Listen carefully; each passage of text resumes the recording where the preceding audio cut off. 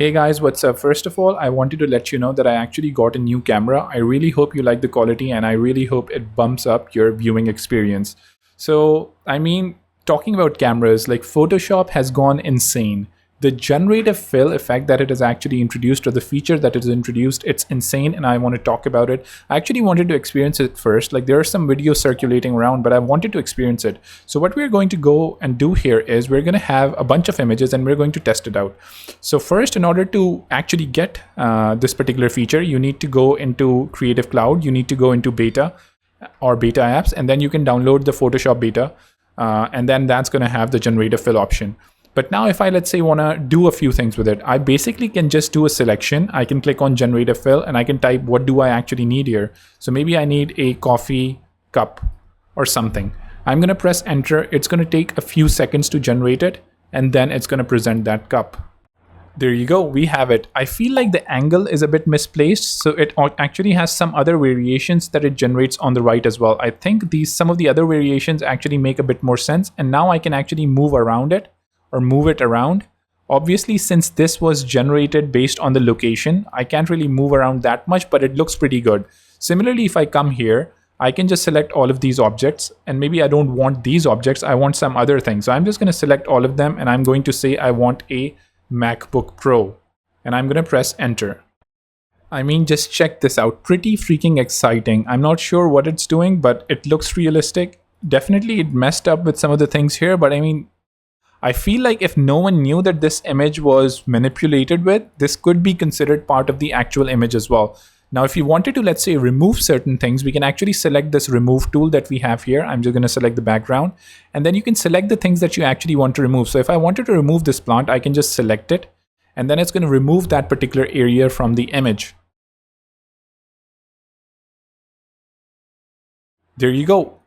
There you go. It's removed and it looks pretty perfect. Similarly, let's go to some other images here. I can select this person. I can go and select the remove tool again. I can select, okay, I don't really want this person. I'm just going to go ahead and do that. So if you want to remove objects, you can use the remove tool. If you want to introduce some things into the image, you can use the generative fill. And this is freaking insane. Just check this out. I feel like there's definitely some room here or some improvements that can be done here. There's something definitely going wrong here.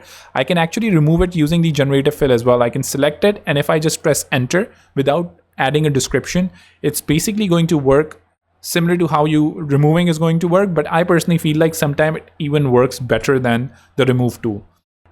Honestly, this looks pretty close to perfect. I can actually go ahead and see a few variations. Most of these, I'm freaking impressed. This is freaking insane. Okay, let's come here. So now this person is, let's say, going on over this like skateboard. I'm just going to select it, and we're going to do a generative fill of, let's say, hoverboard. Honestly, pretty freaking insane, even though this hoverboard actually seems quite small. But as you can see, it's even rotating the feet. Isn't that amazing? So now let's go here. We have a child here. Now, as you can see, there are some intricate details. I don't definitely just want to go ahead and select everything. I'm going to select the lasso tool, and we're going to select the book pretty much. So just going to go here, select the book.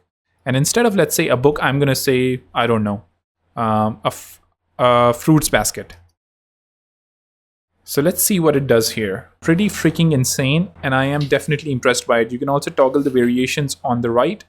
Most of these variations look really, really cool. Now let's say if we actually wanted to go ahead and expand an image. So this is an image.